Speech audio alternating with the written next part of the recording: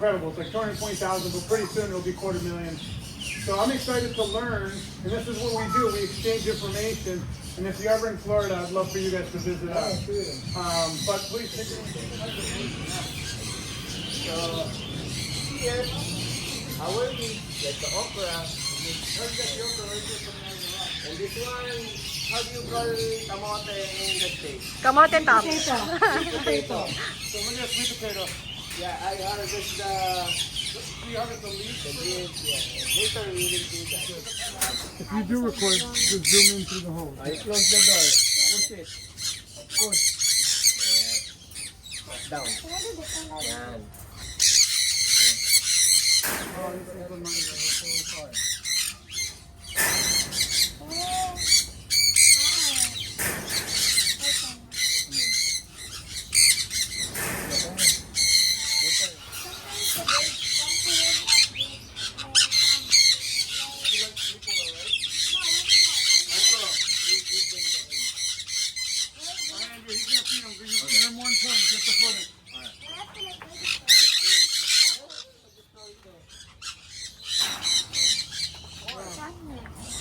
In the middle, dude.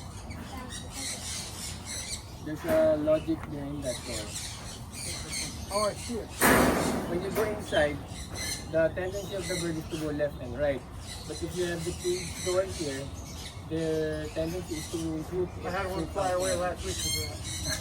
I know that. He came back. Yeah, no, I know. That's really smart. Look. This door, Very smart. In 1 more month, we go into West Beach. Every day rains for 1 hour. like here on here. But you have cold season. Yeah, it gets colder than here. You have snow? No snow. No, that doesn't get that cold. For 1 hour, we get frost once a year. So what will happen to the banana? Banana survives. It's not. It doesn't get cold that long. I would survive there. I don't like the cold weather. Oh no, you'd like Florida. So, like where Tony lives, it's like this tropical. I live just north of him, so it gets a little colder. Oh yeah, 80, 90%. How many clutches in a year is like your best one? Oh, you incubate the egg. Okay, well that's a whole different thing. Now I understand. For the natural, it's typical because you need 2 to 3 months for the recovery and everything. So you can only get like 12 max, right? Yeah. Clutches a year? Yeah, Maybe 4.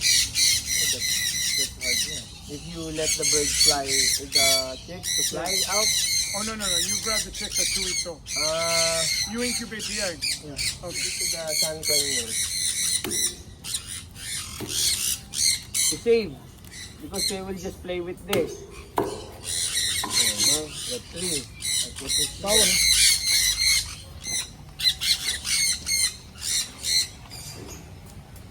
So why do I do this up here and not inside? I have a new helper, the white guys. Oh yeah.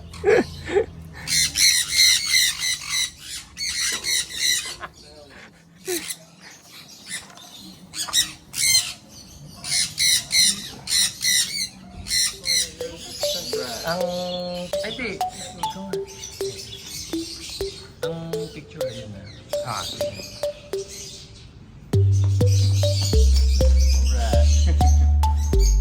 Ikaw! Hoy! Ano ba puta? 1, 2, 3. Thanks for visiting Myko's Aviary.